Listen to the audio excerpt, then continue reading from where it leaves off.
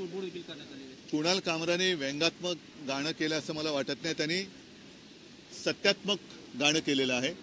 जे सत्य आहे ते त्यांनी जनभावना त्यांनी मांडलेल्या आहेत। आम्ही आज सुद्धा बोलतोय, जे चोरी करतात ते गद्दार आहेत।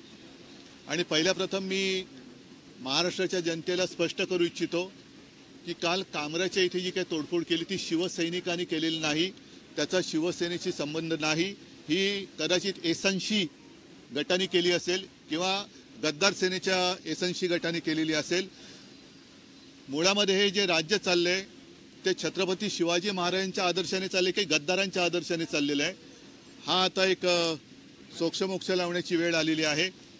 आणि काल जे भेकड लोक आहेत त्यांना त्या गाण्यावरनं तथाकथित त्यांच्या गद्दार नेत्याचा अपमान झाला असं वाटलं म्हणून तोडफोड केली। हे गद्दार यांना छत्रपती शिवाजी महाराजांचा अपमान करणारा कोरटकर दिसत नाही, राहुल सोलापूरकर दिसत नाही। कोश्यारीने अपमान केला होता तेव्हा कोश्यारींचा निषेध करण्याचा यांचा धाडस नाही। हे भेकड लोक आहेत आणि गद्दारच आहेत।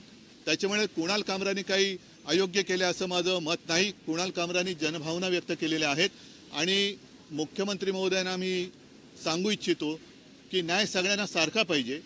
नागपूरच्या दंगलीमध्ये ज्यांचं नुकसान झाले त्यांना नुकसान भरपाई तुम्ही देणार आहात, तसंच कुणाल कामराच्या स्टुडिओची किंवा तिथे जिथे त्यांनी जो कार्यक्रम केला त्या जागेचं ज्यांनी नुकसान केलं त्याची नुकसान भरपाई त्यांना दिली गेली पाहिजे। आणि हे जे भामटे भेकड गद्दार लोक आहेत ज्यांनी काल ही तोडफोड, ज्यांना छत्रपती शिवाजी महाराजांचा अपमान केलेला चालतो मात्र गद्दाराचा अपमान चालत नाही, त्यांच्याकडनं दामदुपटीने वसूल करावी। अभिव्यक्ती स्वातंत्र्यावरचा हल्ला आहे का? अभिव्यक्ती वगैरे सत्य बोलणं हा अभिव्यक्ती स्वातंत्र्याचा हल्ला होऊ शकत नाही, हे सत्य आहे। आणि आम्ही तर उघड बोलतोय की हे गद्दार आहेत, त्याच्यामुळे हा अभिव्यक्ती स्वातंत्र्य आलं कुठे ह्याच्यात? आणि अभिव्यक्ती स्वातंत्र्य हे गद्दारांच्या बाबतीत कसं काय तुम्ही म्हणता? गद्दारांचं काय? जिथे त्यांनी उघड उघड चोरी केली, सगळं केलेलं आहे, त्याच्यामध्ये मुख्यमंत्री किंवा पोलिसांचा दरारा कमी करण्याचं काम हे चाललेलं आहे। मुख्यमंत्री आणि गृहमंत्री यांचं काही या राज्यात चालत नाही, आम्ही वाटेल ते करू शकतो असं दाखवण्याचा हा जो प्रयत्न आहे तो वेळेच चिरडून टाकला पाहिजे।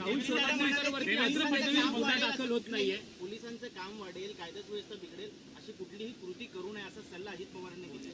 अजित पवारांना मी धन्यवाद देतो, पण मुळात त्यांच्या आजूबाजूला बसणारी लोकच जर असं काम करत असतील तर पहिलं त्यांना आवरलं पाहिजे त्यांनी। त्यांनी म्हटलेलं आहे की विरोधी पक्षावरच्या आमदारांनी देखील कुणाल कामराचं समर्थन केलेलं आहे आणि मी नाही करत, मी केलेलं आहे ना समर्थन। सुपारी देऊन कुणाल कामराला नाही, आता हे बघा, ह्या सुपाऱ्या कोण कोणाला देतं? मग नागपूरच्या दंगलीची सुपारी कोणी दिली होती? औरंगजेबाचा थडगव करण्याची सुपारी कोणी दिली होती? तर नुसत्या सुपाऱ्या करू नका। राज्याची वाट लागत चाललेली आहे आणि गद्दारांचं उदात्तीकरण जर फडणवीसांना मान्य असेल तर मला असं वाटतं देवसुद्धा त्यांना वाचू शकेल की नाही, त्यांचं पद हे नाही। हे म्हणूनच म्हटलं ना की छत्रपती शिवाजी महाराजांचा वारसा घेऊन चालायचा का गद्दारांचा, अनाजी पंथाचा वारसा पुढे चालवायचा का संभाजी महाराजांचा, हाच ह्या सरकारला माझा प्रश्न आहे। जर अनाजी पंथ त्यांच्यासाठी आदर्श असतील तर त्यांचं वक्तव्य हे मी समजू शकतो।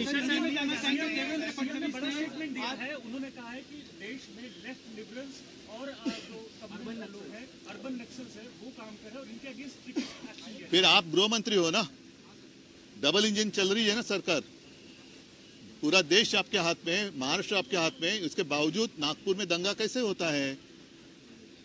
तो जवाब देना चाहिए उन्होंने। कुणाल कामरा ने, मुझे नहीं लगता कुछ गलत कहा है।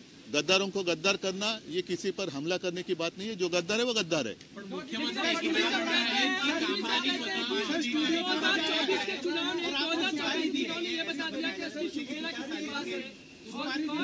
वो छोड़ो, वो नहीं, वो पूरा गाना आप सुन लो, चाहिए तो आपके पास होगा तो बजा कर दिखाओ, उसी गाने का जो अर्थ है वही तो है।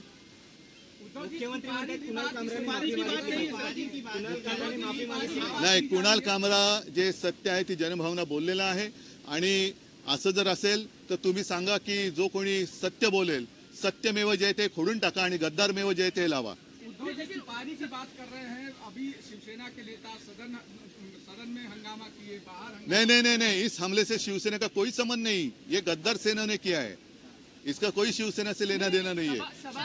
जिसके खून में गद्दारी आहे वो शिवसैनिक होई नाही सकता। गद्दारांचं उदात्तीकरण करणारा आणि शिवरायाचा अपमान झाला असताना गप्प बसेल हा शिवसैनिक असू शकत नाही। ठीक है, नहीं उनकी बात है वो उनके पास, क्योंकि उनको अभी उनके अगर वो गोद में बैठी है तो उनको संभालने के अलावा और क्या करना चाहिए। कार्रवाई जो हो रही है, नागपुर में बुलडोजर एक्शन हो रहा है सर एनडीए के आरोपियों पर। बुलडोजर की कार्रवाई नहीं, हर जगह एक ही नहीं अपना। फिर जिसने दंगा भड़काया उनके ऊपर कार्रवाई क्या करेंगे आप? पूरी जांच करो और जो भी है उसमें गुनेगार करो। रायगडावरती वाघ्या पुतळ्याची समाधी हटवण्याची बघा, मला असं वाटतं की एकूणच याच्या बाबतीत जे कोणी आपल्यात खरोखर इतिहास तज्ञ राहिले असतील त्यांची मदत घ्यायला पाहिजे। पण जर वाघ्या कुत्र्याची समाधी हा एक वेगळा भाग आहे, पण या राज्यातलं इमान हे उखडून टाकले गेले हे दिसतंय। चला, धन्यवाद।